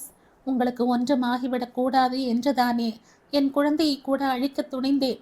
இப்படி பேசாதீங்களேன், என்னால் தாங்க முடியவில்லையே. கதறி துடித்து அழுதவளுக்கு திடீரென அடி வயிற்றில் வலி ஏற்பட அம்மா என அடி வயிற்றை பிடித்து கொண்டு சத்தமாக கதறிவிட்டாள். அவள் வலியில் கதறியதும் மற்ற அனைத்தையும் முயன்று ஓரம் கட்டி அகத்தியன் என்ன பண்ணுதுடா என வேகமாக அவளிடம் நெருங்கினான். வலிக்குது அகத்தியன் என அவள் வயிற்றை பிடித்து கொள்ள பிரசவ வலியாக இருக்குமோ என அவனுக்கு சந்தேகமாக வந்தது. அதிகம் நாள் கூட இல்லையே. கொஞ்சம் வலி குறைந்ததும் பார்த்து எழுந்து கோடா என மனைவியை பிடித்து தூக்கிவிட்டான் அகத்தியன். அவள் முழு பாரத்தையும் தன்மேல் தாங்கிக் கொண்டவன் அவளை மெதுவாக வாசலுக்கு அழைத்து வந்தான். டிரைவர் என வாசலில் நின்று அவன் கத்தியதில் அவன் வீட்டு வாசலில் காரிடம் நின்றிருந்த டிரைவர் அடித்து பிடித்து கொண்டு திரும்பினான். காரை எடுத்துக்கிட்டு வா என அவன் கூறிக்கொண்டிருக்கும் போதே சிவகாமி வைத்தியநாதன் இருவரும் வந்து விட்டனர். என்னாச்சுப்பா என வைத்தியநாதன் பதட்டத்துடன் கேட்க, வலி வந்துருச்சு அங்கிள், நான் மதிய ஹாஸ்பிட்டல் கூட்டிட்டு போறேன், கொஞ்சம் கதிரை மட்டும் பார்த்துக்கோங்க என்றவன் மதியை மெதுவாக காரில் அமர வைத்தான். பயப்படாம போப்பா, நல்லபடியா குழந்தை பிறக்கும், நாங்க பின்னாடியே வரோம் என சிவகாமி கூற ஒரு முறை ஆழ்ந்த மூச்செடுத்து கொண்டவன் சரிம்மா என்று விட்டு காரில் ஏறிவிட்டான்.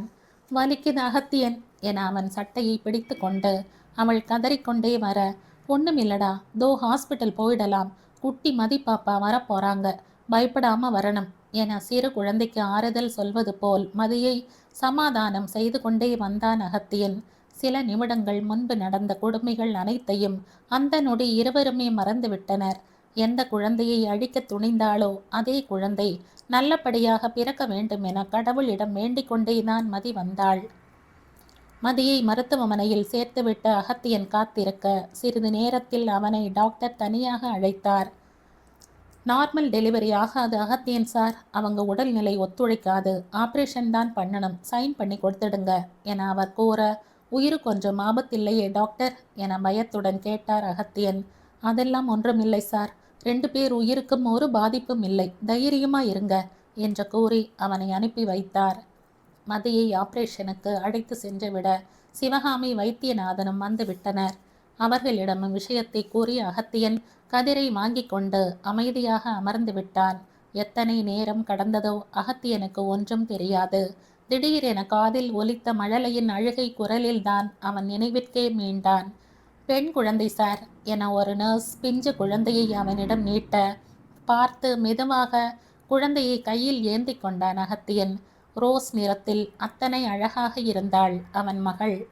சிவகாமி வைத்தியநாதனும் ஆசையுடன் குழந்தையை பார்த்தனர். தன் கையில் இருந்த பிஞ்சின் நெற்றியில் பட்டும் படாமல் மென்மையாக இதழ் பதித்தவன் குழந்தையை நர்ஸிடம் கொடுத்து விட்டான். மதி என அவன் கேட்க, நல்லா இருக்காங்க சார், ஆப்ரேஷன் முடிய நேரமாகும், வெயிட் பண்ணுங்க என்று விட்டு அவர் சென்று விட்டார். ரொம்ப சந்தோஷம்பா என சிவகாமியும் வைத்தியநாதனும் வாழ்த்த அதை சிறு புன்னகையுடன் ஏற்றுக்கொண்டான் அகத்தியன். வீட்டில் சொல்லலையா தம்பி என சிவகாமி கேட்க, மதி வரட்டுமா, அப்புறம் சொல்றேன் என்று விட்டான் அகத்தியன். மேலும் சில மணி நேரத்தில் மதியையும் ஒரு அறைக்கு கொண்டு வந்து விட்டு விட்டனர். என்னதான் ஊசி போட்டிருந்தாலும் அவள் ஒன்றும் முழுதாக மயங்கி விடவில்லை. சுய நினைவு முழுதாகவும் இல்லாமல் அதே நேரம் முழுதாக மயக்கமும் இல்லாத ஒரு நிலையில்தான் இருந்தாள். குட்டி மதிதாண்டா என குழந்தையை அகத்தியன் முதலில் காட்ட அதில் மெலிதாக சிரித்து கொண்டே குழந்தையை பார்த்து கொண்டாள் மதி. அவள் அசதியில் கண்ணை மூடிவிட அவளை தொந்தரவு செய்யாமல் வெளியே வந்த அகத்தியன் கனகராஜுக்கு அழைத்து குழந்தை பிறந்ததை கூறினான். அடுத்த 1 மணி நேரத்திற்குள் கனகராஜ் சரண்யாவும் வந்துவிட்டனர். இருவருக்குமே குழந்தையை பார்த்ததில் பெரும் மகிழ்ச்சி. சரண்யா மதிக்கு உதவ உடன் இருப்பதாக கூறிவிட்டாள். கனகராஜால் கதிரை தனியாக பார்த்து கொள்ள முடியாது என்பதால் சிவகாமியை கதிரை பார்த்து கொள்வதாக சொல்லிவிட்டார். இரவு வரை இருந்துவிட்டு மற்றவர்கள் கிளம்பிவிட கடைசியாக சரண்யாவும் அகத்தியனும் மட்டும்தான் எஞ்சி இருந்தனர். சரண்யா ஏதோ ஃபோன் பேச சென்றபோது மனைவி அருகில் வந்து அமர்ந்தான் அகத்தியன். இன்னமும் அவளுக்கு மயக்கம் முழுதாக தெளிந்திருக்கவில்லை. மதியம் இருந்த அதே நிலையில்தான் இருந்தாள். மதிமா என மெதுவாக அவன் அழைக்க கண்ணை திறக்காமலே என்று மட்டும் முனகினாள் மதி. மதிமா, நான் கேட்பதற்கு டென்ஷன் ஆகாமல் பதில் சொல்லணும், உனக்கு என்னை பிடிக்கும் தானே? அவள் தலை கோதிக்கொண்டே அவன் கேட்க, ரொம்ப என்றாள் அவள் மெதுவாக. உனக்கு என்மேல் கோபம் இல்லைதானே? அதற்கும் அவளிடம் இருந்து மறுப்பான தலையசைப்பே வந்தது. உன்னை வான்மதி பார்த்தாளாடா? அவன் கேள்வியில் அவள் முகம் பயத்துடன் சுருங்க, பயப்படக்கூடாது, உன் அகத்தியன் இருக்கிறேன் மதிமா, உன்னை விட்டு நான் எங்குமே போக மாட்டேன். டென்ஷன் ஆகாமல் நான் கேட்பதற்கு மட்டும்தான் பதில் சொல்லணும். எதுவானாலும் நான் பார்த்து கொள்ள மாட்டேனா? உன் கணவனை யாராலும் ஒன்றும் செய்ய முடியாதுடா. தைரியமா சொல்லு, வான்மதி உன்னை பார்த்தாளா?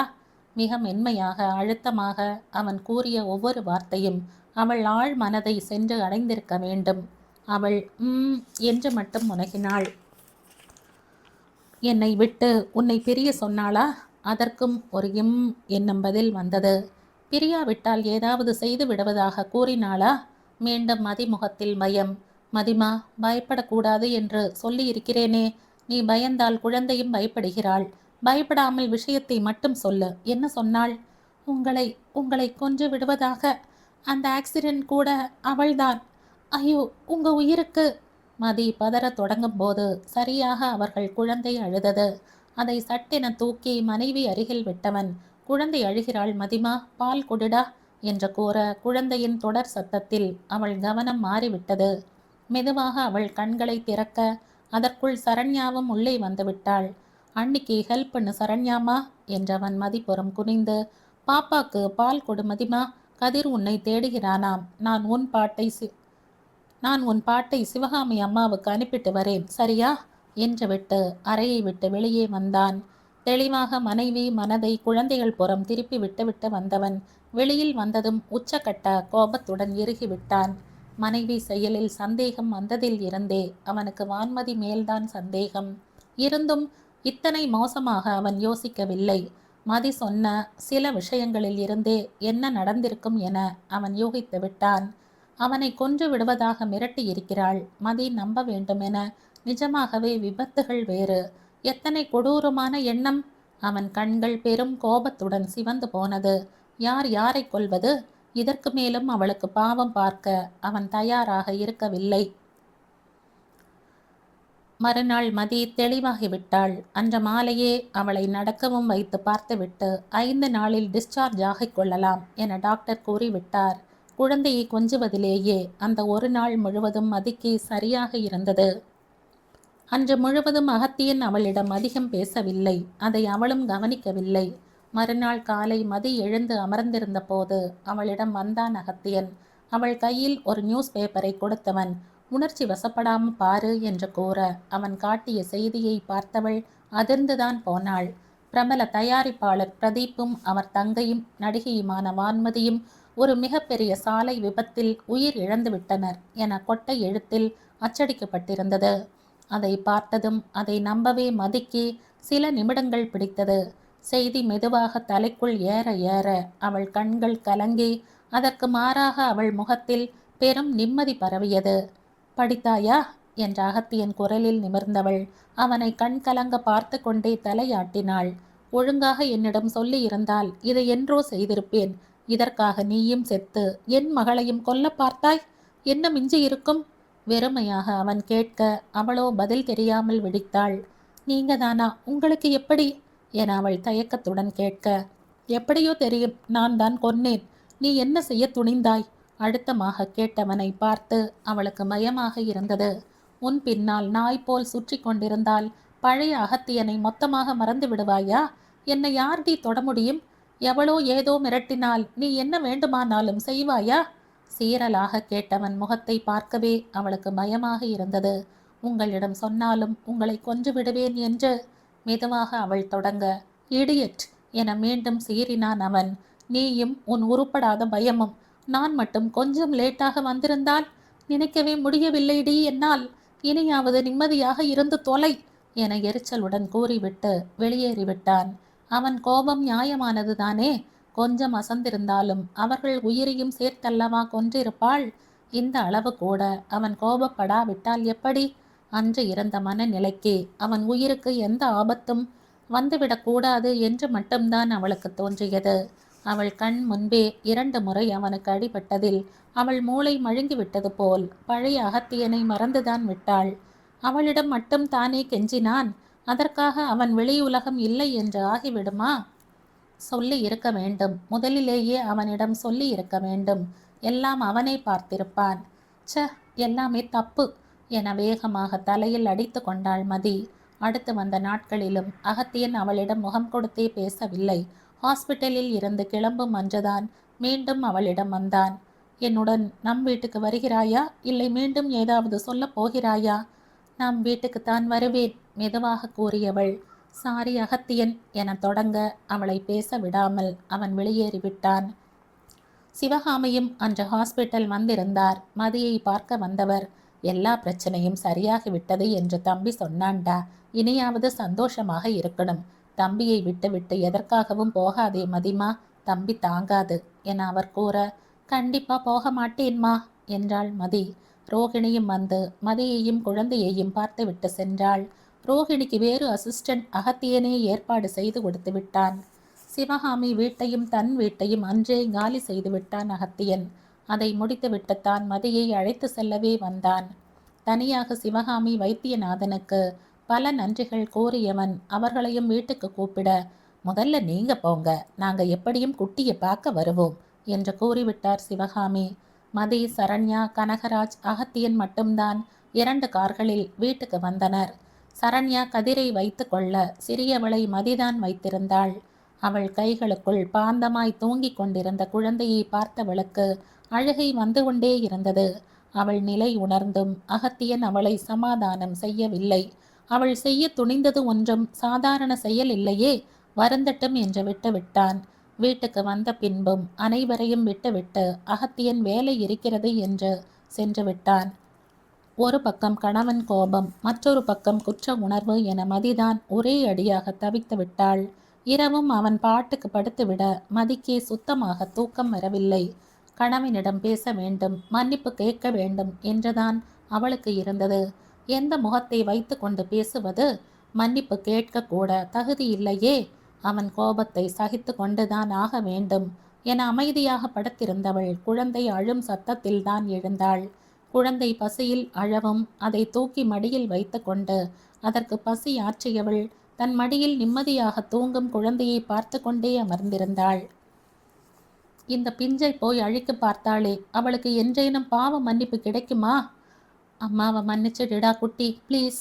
அம்மா பெரிய பாவிடா, மன்னிச்சிடு ப்ளீஸ் என மானசீகமாக குழந்தையிடம் மன்னிப்பு கேட்டவள் வெடித்து வர துடித்த அழுகையை வாயை அழுத்தமாக மூடி கட்டுப்படுத்தி கொண்டாள்.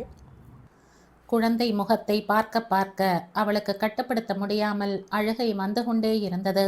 சத்தம் வராமல் அழுது கொண்டிருந்தாள் மதி. திடீரென தோளில் உணர்ந்த ஸ்பரிசத்தில் அவள் அதிர்ந்து நிமிர அகத்தியன்தான் நின்றிருந்தான். அவள் அழுது கொண்டிருக்கும் போது அவன் எங்கிருந்து தூங்குவது? அவனும் விழித்து கொண்டுதான் இருந்தான். குழந்தையை எடுத்து தொட்டிலில் விட்டவன் அவள் அருகில் அமர்ந்து கொள்ள அதற்கு மேல் தாங்க முடியாமல் அவன் தோளில் சாய்ந்து கதறி அழுது விட்டாள் மதி. மன்னிச்சிடுங்க அகத்தியன், நான் முட்டாள், சரியான முட்டாள். உங்கள் உயிருக்கு ஆபத்து என்றதும் ஒன்றுமே ஒழுங்கா யோசிக்க தெரியாமல் பதறிவிட்டேன். மன்னிச்சிடுங்க அகத்தியன். நம்ம குழந்தையையும் என்னை மன்னிக்க சொல்லுங்க. என்னால முடியலை அகத்தியன். தேம்பி தேம்பி அழுதவள் மீது அதற்கு மேல் அவன் எங்கிருந்து கோபத்தை பிடித்து வைத்துக் கொள்வது? மதிமா, போதும், எனக்கு ஒரு கோபமும் இல்லை. உன்மேல் கோபப்பட்டுவிட்டு நான் எங்கேடை போகப் போகிறேன்? அழக்கூடாதுடா, பச்சை உடம்பு, காய்ச்சல் வந்தால் தாங்காது. பேசாம ரெஸ்ட் எடுக்கணும், படுவா என அவளை படுக்க வைக்க மறுக்காமல் அவன் நெஞ்சில் சாய்ந்து கொண்டவள், எனக்கு பேசணும் அகத்தியன், இப்படியே இருப்போம் என கூற, மெதுவாக எல்லாம் பேசிக்கொள்வோம் மதிமா, இப்போது உன் உடல்தான் முக்கியம், தூங்கலாம்டா என்றான் மென்மையாக.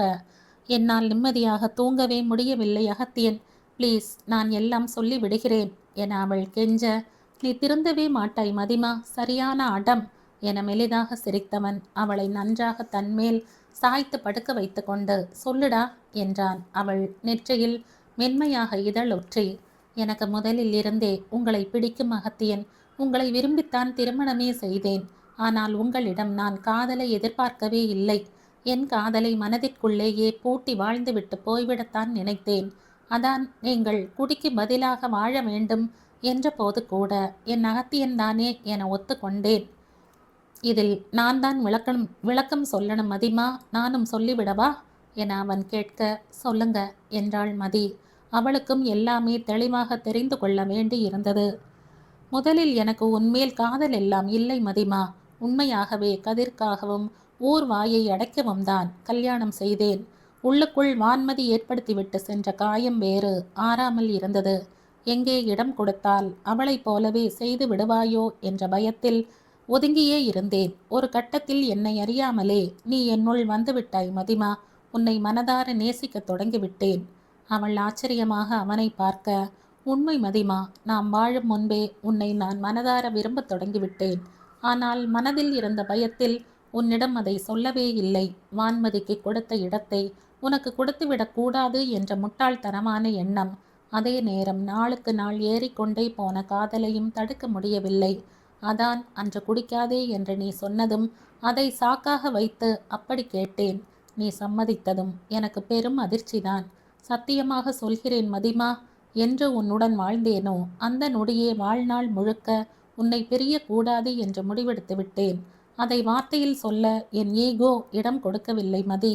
அதுதான் நான் உன்னை சந்தேகப்பட்டதற்கு முக்கிய காரணம். நானே என் காதலை சொல்லாத போது நீ போனால் என்ன தப்பு என்ற ஒரு எண்ணம், அதே நேரம் எப்படி போகலாம் என்ற கோபம். சிம்பிளாக சொன்னால் உன்னை என் மதியாக பார்க்காமல் வான்மதியுடன் ஒப்பிட்டே பார்த்து விட்டேன். நீ வந்ததும் தாண்டா என் முட்டாள்தனங்கள் எனக்கே புரிந்தது. நீ எவ்வளவு கோபப்பட்டாலும் தாங்க தயாராக இருந்தேன். ஆனால் நீ போக வேண்டும் என்று சொல்வாய் என எதிர்பார்க்கவே இல்லை மதிமா என அகத்தியன் நிறுத்த, இனி தன் முறை என அவளுக்கு புரிந்தது. எனக்கு உங்கள் மேல் கோபம் ஏமாற்றம் எல்லாம் இருந்ததுதான் அகத்தியன். ஆனால் உங்களை பிரிய நான் நினைக்கவே இல்லை. வான்மதி என்னை பார்த்து பேசிய போது தப்பா யோசிச்சிட்டேன் அகத்தியன். நீங்க என்னை விரும்பவே இல்லை என்று நினைத்தேன். என்னை விட கதிரை பெற்ற அம்மாவான வான்மதி உங்கள் மனைவியாக இருந்தால் எல்லாம் சரியா போகும் என்று நினைத்து விட்டேன். அன்றைய நிலைக்கு நீ யோசித்தது சரிதான் மதிமா. ஆனால் நீதான் வேண்டும் என்று நான் உன் பின்னாலேயே வந்த பின்புமா என் காதல் உனக்கு புரியவில்லை? புரிந்தது அகத்தியன். கொஞ்சம் கொஞ்சமாக நல்லாவே புரிந்தது. பேசிக்கொண்டே வந்தவள் முகம் மீண்டும் வலியுடன் சுருங்க, மீண்டும் வான்மதி இல்லையா என சரியாகவே கேட்டான் அகத்தியன். நான் ஒரு முறை ரோஹிணி அக்காவுடன் ஷூட்டிங்கில் இருந்தபோது என்னை வந்து பார்த்தாங்க என்றவள் மனம் அன்றைய நினைவில் லேசாக நடுங்கி போயிற்று. அன்று ஷூட்டிங் நடந்து கொண்டிருந்த போதே மதியை பார்க்க வான்மதி வந்திருந்தாள். இனியும் அகத்தியனை விட்டு கொடுக்க முடியாது என்று சொல்லிவிட வேண்டும் என்ற எண்ணத்தில்தான் மதி சென்றாள். ஆனால் பிரதீப் பேசிய பேச்சு அவளுக்குள் பெரும் பயத்தை ஏற்படுத்திவிட்டது. வெளியில் பிரதீப் கார் நிற்க அதற்குள் தான் வான்மதி அவளை அழைத்து சென்றாள். அதில் அமர்ந்துதான் அவர்கள் பேசினார்கள். பிரதீப் தான் முதலில் பேசினான். நன்றாக கவனி மதியழகி, இப்போது நீ அகத்தியனை பிரிந்ததாகவே தான் இருக்க வேண்டும். அகத்தியனுக்கு மனைவி என்று இருந்தால் அது என் தங்கை மட்டும்தான். வேறு யாரும் அந்த இடத்தில் இருக்கக்கூடாது. புரிந்ததா? அவன் அழுத்தமாக கூற, அவருக்கு என்னைத்தான் பிடித்திருக்கிறது என்றாள் மது நிமிர்வாக. தெரியும் டி என்ற வான்மதியின் அகங்காரமான குரலில் திகைத்து அவள் புறம் திரும்பினாள் மதி. அவன் நிம்மதியா இருக்கக்கூடாது. நீங்க 2 பேரும் சந்தோஷமா வாழ்வீங்க. நான் வேடிக்கை பார்ப்பேனா? கொன்னே போட்டுடுவேன். நான் உயிருக்கு பயப்படும் ஆள் இல்லை. மதி நக்கலாக கூற, உன்னை யாரு கொல்ல போறாங்க என்றாள் வான்மதி அவளை விட நக்கலாக. மதி புரியாது விழிக்க, கொல்லப்போவது அந்த அகத்தியனேடி. நீ அவனுடன் சேர்ந்து வாழ்ந்தால் அவனை கொன்னுடுவேன். என் அண்ணா எனக்காக எதுவும் செய்வார். நீங்க ஹாஸ்பிட்டல் போய்விட்டு வரும்போது அகத்தியனை ஒரு வண்டி இடித்து அவன் கை போச்சே, அதுவே நான் செய்ததுதான். நக்கலாக கூறிய பிரதீப்பை மேலும் அதிர்ந்து பார்த்தாள் மதி. அது வெறும் ட்ரெய்லர் தான். நீ அவன் அருகில் போனாலே அவன் உயிரை மொத்தமாக எடுத்து விடுவேன் மதி அழகி. என் தங்கைக்கு கிடைக்காத அகத்தியன் உனக்கு கிடைக்கவே கூடாது. எங்கள் வார்த்தையை மீறினால் அவன் பிணத்தைத்தான் நீ பார்க்க வேண்டியிருக்கும். முக்கியமாக இதை அவனிடம் சொன்னால் ஒரு லாரியை விட்டு அவனை ஏத்திட்டு போயிட்டே இருப்ப. குரலில் பெரும் குரோதத்துடன் பிரதீப் பேச பேச மதியின் பயம் அதிகரித்து கொண்டே போனது. ஏற்கனவே ஒரு முறை அவனுக்கு அடிபட்டதை நேரில் பார்த்திருந்ததால் மீண்டும் அவர்களால் அதை செய்ய முடியும் என்றே அவள் நம்பிவிட்டாள். அவள் பயத்தை திருப்தியுடன் பார்த்து கொண்டே அவர்கள் கிளம்பி சென்றனர். நடந்ததை மதி அப்படியே கூற அவள் ஏன் அத்தனை பயந்தாள் என அகத்தியனுக்கு இப்போதுதான் புரிந்தது. ரொம்ப பயந்துட்ட அகத்தியன். நீங்க உயிருடன் இருக்க வேண்டும் என்பதை தவிர எதுவுமே யோசிக்க தோன்றவில்லை. நீங்க என்னுடன் பேசுவதை பார்த்த போதெல்லாம் எனக்கு ஃபோன் போட்டு மிரட்டிக்கிட்டே இருந்தாங்க. உங்களிடம் சொன்னாலும் உங்களை ஏதாவது பண்ணி விடுவாங்களோ என்று ரொம்பவும் பயமா இருந்தது அகத்தியன். இன்னமும் அதை உணர்ந்தது போல் அவள் உடல் நடுங்க அவளை அழுத்தமாக அணைத்து கொண்டான் அகத்தியன். மீண்டும் உங்களுக்கு விபத்து, அதுவும் இந்த முறை பெரிதாக. நல்ல வேளை காலோடு போச்சு. ரொம்பவும் பயந்து போனேன் அகத்தியன். அது எனக்கு வைத்த குறி இல்லை மதிமா என அகத்தியன் கூற அவனை புரியாமல் பார்த்தாள் மதி. நன்றாக யோசித்து பார். அன்று அந்த கார் இடிக்க வந்தது உன்னைத்தான். நான் உன்னை தள்ளி விட்டதால் தான் எனக்கு அடி. உன்னைத்தான் கொல்ல பார்த்திருக்காங்க. அவளுக்கும் அவன் சொல்லவும் தான் அது நினைவே வந்தது. விபத்து நடந்த மறுநாளே வான்மதி ஃபோன் செய்து, ஒழுங்கா அவனை விட்டுட்டு போயிடு, இல்லைனா அடுத்த விபத்துல பிழைக்க மாட்டான் என்று மிரட்டவும் அவனுக்கு நடந்த விபத்து என்றே அவள் மனதில் பதிந்திருந்தது. நீ முதலில் வெளியே போன போது வான்மதிதான் காரணம் என்று எனக்கு தெளிவாகவே தெரிந்தது மதி. அந்த கோபத்தில் அவளை அடித்து விட்டேன். அத்துடன் விட்டு விடுவாள் என்று நினைத்தேன். என் கண்ணிலேயே படாமல் இருந்து கொண்டு உன்னை வைத்து விளையாண்டிருக்காள். கோபத்துடன் முடித்தான் அகத்தியன். ஓ, அதான் அத்தனை குரோதம் போல. உங்களுக்கு விபத்து நடந்ததும் ரொம்பவும் மிரட்ட ஆரம்பித்தாள். நான் சமைத்து கொடுப்பது தெரிந்ததும் அவன் வெளியில் வரும்போது கொல்கிறேன் பார் என ஒரே மிரட்டல். ஒரு பக்கம் மீண்டும் உங்களுக்கு ஒரு விபத்தை ஏற்படுத்தி கொள்ள அவள் தயாராக நின்றாள். நீங்களும் நான் என்ன சொன்னாலும் கேட்கவில்லை. எனக்கு என்ன செய்யறதுனே தெரியலை அகத்தியன். வயிற்றில் இருந்த குழந்தைக்காகத்தான் அவள் அத்தனை மிரட்டலையும் பொறுத்து கொண்டு உயிருடன் உங்களை பிரியும் முடிவை எடுத்தேன். ஒரு கட்டத்தில் அதையும் விட வேண்டிய நிலை. நான் இருக்கும் வரை நீங்க என்னை விட்டு போக மாட்டீங்க என்று தெரிந்தது. கொலை வெறியில் சுற்றுபவளிடம் இருந்து உங்களை எப்படி காப்பது என்று தெரியவில்லை அகத்தியன். அதான் நான் இருந்தால் தானே உங்களுக்கு பிரச்சனை என்று. அதற்கு மேல் சொல்ல முடியாமல் அவள் கதற அவன் கண்களும் கலங்கிவிட்டது. அவள் இத்தனை காதலை கொட்ட தான் அப்படி என்ன செய்து விட்டோம் என்று அவனுக்கு ஒன்றும் புரியவில்லை. உன்னையும் நம் குழந்தையும் இழந்துவிட்டு நான் இருப்பேனா மதிமா? என் உயிர் தானாக போய்விடும் என்று உனக்கு தோன்றவே இல்லையாடி? கடைசியாகவாவது என்னிடம் சொல்லி பார்க்கலாம் என்று கூட தோணலையா? வேதனையுடன் அவன் கேட்க, எதுவுமே யோசிக்க தோணலை அகத்தியன். சாரி, இப்போ யோசித்தால் புரிகிறது. அப்போது இருந்த மனநிலைக்கும் பயத்துக்கும் எதுவுமே சரியாக யோசிக்க முடியவில்லை என்றாள் மதி. அவனுக்கு புரிந்தது. பாவம், ஏற்கனவே கர்ப்பமாக இருந்த பெண். அவளை போட்டு ஒரே அடியாக வான்மதி குழப்பியதில் தான் தவறான முடிவெடுத்திருக்கிறாள். இல்லை என்றால் மதி அப்படியெல்லாம் யோசிக்கும் பெண்ணே கிடையாது. இனியும் எதையும் பேசி பேசி குழப்பிக்கொள்ள வேண்டாம் என்றுதான் இருவருக்கும் தோன்றியது. மதிமா, இங்கே பார் என அவள் முகத்தை பிடித்து நிமிர்த்திய அகத்தியன், எல்லா தவறுக்கும் மூல காரணம் நான் தாண்டா. எல்லாம் போகட்டும், இப்போது சொல், என்னை முழுதாக மன்னித்து விட்டாய்தானே என கேட்க, எப்போதோ என்றாள் மதி சிறு புன்னகையுடன். திடீரென நினைவு வந்தவளாக, ஆமாம், வான்மதிதான் எல்லாத்துக்கும் காரணம் என்று எப்படி கண்டுபிடிச்சிங்க அகத்தியன்? நான் சொல்லவே இல்லையே என அவள் ஆச்சரியமாக கேட்க, அவன் தான் கண்டுபிடித்த விதத்தை கூறினான். எப்படியும் நீ சுய நினைவுடன் இருக்கும்போது எதுவும் சொல்ல மாட்டாய் என்று தெரியும். அதான் உன் மயக்க நிலையை பயன்படுத்தி கொண்டேன் என அவன் கூறியதில் அவனை ஆச்சரியமாக பார்த்தாள் மதி. நீங்க பயங்கரமான ஆளு அகத்தியன் என அவள் சிரித்து கொண்டே கிண்டலாக கூற, எஸ், பொண்டாட்டி இல்லை என்றால் உன்னை சமாளிக்க முடியுமா என்றான் அவனும் புன்னகை மாறாமல். போதும் மதிமா, இனி பேச ஒன்றுமில்லை. வாழத்தான் நிறைய இருக்கிறது, அதை பார்ப்போம். இப்போது தூங்கலாம் வா என்றவன் அவளை அணைத்தவாறே படுக்க வைக்க, அவளும் அனைத்தும் கொட்டிவிட்ட நிம்மதியில் கணவன் நெஞ்சில் முகம் புதைத்து படுத்து விட்டாள். பல நாட்களுக்கு பின் இருவரும் பெரும் நிம்மதியுடன் அன்றுதான் உறங்கினர். அன்று அகத்தியன் வீடு முழுவதும் பரபரப்புடன் இயங்கிக் கொண்டிருந்தது. அன்றுதான் அவர்கள் பெண் குழந்தைக்கு பெயர் வைக்க ஏற்பாடு செய்திருந்தனர். மதி குழந்தைக்கு பால் கொடுத்து தூக்கி வர வேண்டும் என்பதால் அகத்தியன் கதிரை தூக்கி கொண்டு கீழே இறங்கி வந்து விட்டான். சிவகாமி, வைத்தியநாதன், ரோகிணி, அவள் கணவர், அவள் தந்தை கிருஷ்ணமூர்த்தி என அனைவரும் வந்திருந்தனர். அகத்தியன்தான் அனைவரையும் வரவேற்று அமர வைத்தான். சிறிது நேரத்தில் மதியும் குழந்தையுடன் இறங்கி வந்து விட்டாள். மதி வந்ததும் குழந்தையை தொட்டிலில் விட்டனர்.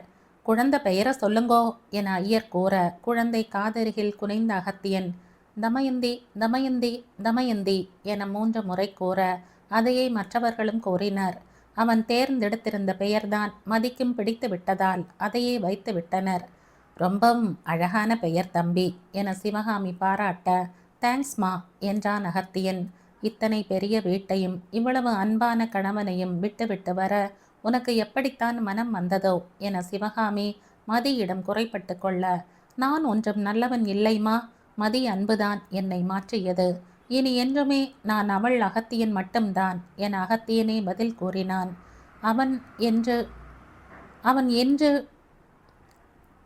அவன் என்றடி மனைவியை விட்டு கொடுத்திருக்கிறான் என வைத்தியநாதன் சலிப்பு போல் கூறியதில் அனைவரும் சிரித்து விட்டனர். உணவு முடிந்ததும் நல்லா இருக்கணும் மதிமா, உனக்கு ஒரு குறையும் வராது என மதியை வாழ்த்திவிட்டு கிருஷ்ணமூர்த்தியும் ரோஹிணியும் கிளம்பினர். அப்படியே ஒவ்வொருவராக கிளம்பி கடைசியாக குடும்ப ஆட்கள் மட்டுமே மிச்சம் இருந்தனர். சரண்யா வாசலை பார்த்து கொண்டே அமர்ந்திருந்தாள். ஏதோ டென்ஷனில் அவள் அமர்ந்திருப்பதை கவனித்த மதி, என்ன ஆச்சு சரண்யாம்மா, யாரை எதிர்பார்க்கிறாய் என கேட்க, வில்லியம்மை வர சொல்லி இருந்தேன் அண்ணி என்றாள் சரண்யா. உன் அண்ணாவிடம் பேசவா என கேட்டுக்கொண்டே மதி கணவனை பார்க்க, அவன் மகளை கையில் வைத்து விளையாட்டி காட்டு கொண்டிருந்தான். ஆமா அண்ணி, கொஞ்சம் பயமாத்தான் இருக்கு என்ற சரண்யாவும் அகத்தியனைத்தான் பார்த்தாள். அதே நேரம் சரியாக வில்லியம்ஸும் வந்து சேர்ந்தான். அவனை பார்த்ததும் கோபத்துடன் அகத்தியன் எழுந்து நிற்க, அவனிடம் வந்து மகளை வாங்கி கொண்டாள் மதி. எப்படி இருக்கிறாய் அகத்தியா என வில்லியம்ஸ் மெதுவாக கேட்க, என்ன வேண்டும் என்றான் அகத்தியன். வில்லியம்ஸ் பதில் சொல்ல முன் சரண்யா அவன் அருகில் வந்து அவன் கையை பிடித்து கொண்டாள். இருவரையும் முகம் சுருங்க அகத்தியன் பார்க்க சரண்யாவை முதலில் பேசினாள். நான் வில்லியம்ஸை விரும்புகிறேன் அண்ணா, ரொம்ப நாளாவே விரும்புகிறேன். அவர் அன்னிக்கே செய்தது தெரிந்து செய்யவில்லை அண்ணா, அதில் உன் தவறும் இருக்கிறது. தவறு என்று புரிந்ததும் மனதார மன்னிப்பும் கேட்டு இன்று வரை வருந்தி கொண்டும் இருக்கிறார். என்னால் அவரை எதற்காகவும் விட முடியாது அண்ணா, நீங்க ஒத்துக்கொண்டால்தான் என்னை ஏற்றுக்கொள்வேன் என்று சொல்லிவிட்டார். உங்கள் சம்மதம் வேணும் அண்ணா.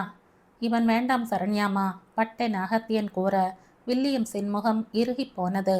நாளைக்கே வேற கல்ச்சர் பிடித்திருக்கிறது என்று வேறு யார் பின்னாலாவது சென்று விட்டால் என்ன செய்வாய்? I love her Agathiya. முதலில் எனக்கு காதல் எல்லாம் தெரியாதுதான். பட் உண்மையான காதல் என்னவென்று சரண் எனக்கு புரிய வைத்து விட்டாள். இப்போதும் சொல்கிறேன், உன் சம்மதம் இல்லாமல் நான் சரணை கல்யாணம் பண்ணிக்கவே மாட்டேன். பட் ஐ லவ் ஹர், அதை கொச்சைப்படுத்தாதே என்றான் வில்லியம்ஸ். வில்லியம்ஸ் பற்றி அகத்தியனுக்கும் தெரியும். அவன் பேச்சில் பொய் இருக்காது. தனக்கு சரி என்று தோன்றுவதைத்தான் செய்வான்.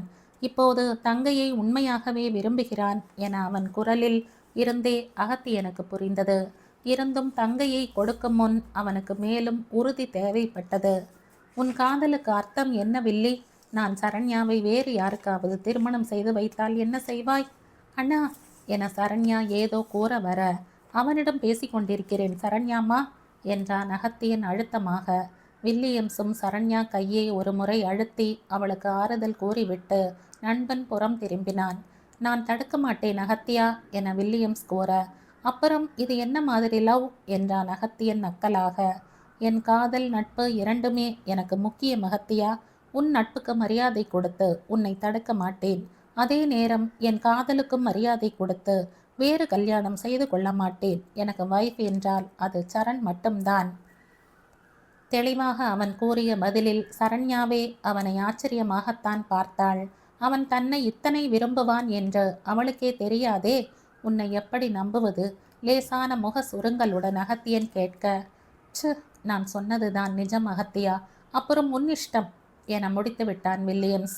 அகத்தியன் மதியை திரும்பி பார்க்க அவன் பார்வை அவளுக்கு புரிந்தது. முடிந்து போனதை எல்லாம் விட்டு விடுவோம் அகத்தியன். சரண்யா சந்தோஷம் முக்கியம். அவளுக்கு இவரைத்தான் பிடிச்சிருக்கு. அவருடன் தான் அவள் சந்தோஷமாக இருப்பாள். நமக்கும் அதுதானே தேவை தெளிவாக கூறிய மனைவியை பார்த்தவன், நீ சொன்னால் சரிதான் மதிமா என்று மட்டும் கூற, அவன் சொல்ல வருவது அனைவருக்கும் புரியவே சற்று நேரமானது. ஒருவாறு அவன் சம்மதித்து விட்டது புரிய, தேங்க்ஸ் அண்ணா என அவனை வேகமாக அணைத்து கொண்டாள் சரண்யா. தேங்க்ஸ் டா என வில்லியம்ஸும் அவனை அணைத்து கொள்ள, இருவரையும் சிறு புன்னகையுடன் அணைத்து கொண்டான் அகத்தியன். டேட், உங்களுக்கு ஓகே தானே என அகத்தியன் கனகராஜிடமும் கேட்க, சம்மதம் தான்பா என்று விட்டார் அவரும். எல்லாரும் என்னை மன்னிச்சிடுங்க ப்ளீஸ். பொதுவாக அனைவரையும் பார்த்து வில்லியம்ஸ் கை கூப்பி ஒரு முறை மன்னிப்பு கேட்க அவன் கையை பிடித்து இறக்கிவிட்ட அகத்தியன், இனி பழையது எதுவுமே பேசாதே வில்லி, எல்லாத்தையும் மறந்துவிடு. இனி நடக்கப் போவதை மட்டும் பார்ப்போம் என அழுத்தமாக கூற, ஷியோர் அகத்தியா என்றான் வில்லியம்ஸ். அடுத்த 2 மாதத்தில் வில்லியம்ஸ் சரண்யா திருமணத்திற்கு ஏற்பாடு செய்து விட்டனர். திருமணம் முடிந்த அடுத்த மாதமே வில்லியம்ஸ் மீண்டும் ஃபாரின் கிளம்ப வேண்டி இருந்ததால் சரண்யாவுக்கும் விசா எடுக்க என வேலை சரியாக இருந்தது. நான் அங்கே போய்த்தான் ஆகணும் அகத்தியா, என் மேஜர் பிஸ்னஸ் அங்கேதான், உனக்கு ஒன்றும் பிரச்சனை இல்லையே என வில்லியம்ஸ் கேட்டபோது, எனக்கு புரியுதுடா, நாங்கள் முடிந்த போது வரோம். நீங்களும் வருடத்துக்கு ஒரு முறையாவது வந்துட்டு போக ட்ரை பண்ணுங்க என்றான் அகத்தியன். கண்டிப்பா அகத்தியா என்று கூறிவிட்டு வில்லியம்ஸும் நிம்மதியாக கிளம்பினான். திருமண நாளும் அழகாக விடிந்தது. அனைவரும் மண்டபத்தில்தான் இருந்தனர். அகத்தியன் நன்றாக தூங்கிக் கொண்டிருக்க மதிதான் அவனை எழுப்பினாள். எழுந்துக்கோங்க அகத்தியன், நேரமாச்சு, வேலை இருக்கு என அவள் கணவனை பிடித்து உலுக்க, இன்னும் கொஞ்ச நேரம் மதிமா என திரும்பி படுத்தான் அகத்தியன். சரியா போச்சு, ஏற்கனவே லேட், எழுந்துருங்க அகத்தியா, ஐயர் வரும் நேரமாச்சு என அவள் புலம்ப அவன் மீண்டும் திரும்பி படுத்தானே ஒழிய எழுந்து கொள்ளவே இல்லை.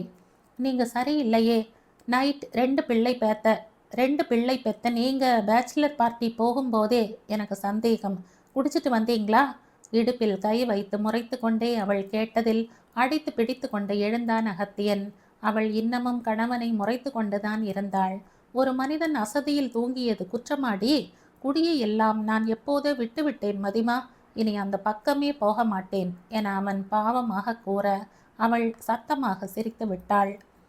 இப்படி ஏதாவது சொன்னால் தானே என் அகத்தியனை எழுப்ப முடிகிறது? கிளம்புங்க, ஓடுங்க என அவள் விளையாட்டாக கூற, அடிப்பாவி, வேண்டுமென்றே செய்தாயா? உன் நிலை இப்படி ஆகிப்போச்சேடா அகத்தியா என புலம்பிக் கொண்டே அவன் போக மதியும் சிரித்து கொண்டே குழந்தைகளை கவனித்தாள். அடுத்த திருமணம் வரை மதிக்கும் அகத்தியனுக்கும் வேலை சரியாக இருந்தது. தமயந்தியை கனகராஜ் வைத்திருக்க கதிரை திருமணத்திற்கு வந்திருந்த சிவகாமிதான் பார்த்து கொண்டார். முகூர்த்த நேரத்தில் மிக அழகாய் நடந்தது வில்லியம்ஸ் சரண்யா திருமணம்.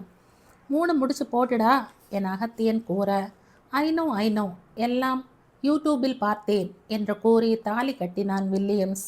சுத்தம், என் வாழ்க்கை யூடியூபில் தான் கழியும் போலையே என சரண்யா புலம்ப, இனி நீ இருப்பாயே Saran, so no need of YouTube, நீயே எல்லாம் சொல்லிக் கொடு என அவன் மெதுவாக கூறி கண்ணடிக்க அவள் முகம் வெட்கத்துடன் சிவந்து விட்டது. திருமணம் முடிந்த கையோடு வரவேற்பும் நடந்தது. ஓடி ஓடி வேலை செய்து கொண்டிருந்த அகத்தியனையும் மதியையும் சரண்யாதான் பிடித்து இழுத்தாள். போட்டோ எடுத்துக்கலாம் அண்ணி, ஓடிட்டே இருக்காதீங்க, எல்லாம் வேலைக்காரங்க பார்த்துப்பாங்க, குட்டீஸை தூக்கிக்கிட்டு வாங்க என சரண்யா கூற அவளும் சிரித்து கொண்டே குழந்தைகளை தூக்கி வந்தாள். கதிரை அவள் வைத்து கொள்ள தமயந்தியை அகத்தியன் தூக்கி கொண்டான். தமயந்தியை ஒரு கையிலும் கதிரை தூக்கி கொண்டிருந்த மனைவியை ஒரு கையிலும் அழுத்தமாக அணைத்திருந்தான் அகத்தியன். இந்த குடும்பம் அவன் கைகளுக்குள் வருவதற்குள் எத்தனை போராட்டம்! இனி எக்காரணம் கொண்டும் அவர்களுக்கு இடையில் சிறு பிளவு கூட வர அவன் விடமாட்டான். லேசாக கணவன் தோளில் மதி சாய்ந்து கொள்ள அந்த புகைப்படம் காலத்தால் அழியாத அவர்கள் காதலுக்கு சாட்சியாய் அழகாக எடுக்கப்பட்டது. இதோடு இந்த கதை முடியுது. இந்த கதை உங்களுக்கு பிடிச்சிருந்தா லைக் பண்ணுங்கள், ஷேர் பண்ணுங்கள், சப்ஸ்கிரைப் பண்ணுங்கள். மற்றும் ஒரு இன்ட்ரெஸ்டிங்கான கதையோட அடுத்த வீடியோவில் சந்திப்போம். பாய், தேங்க்யூ.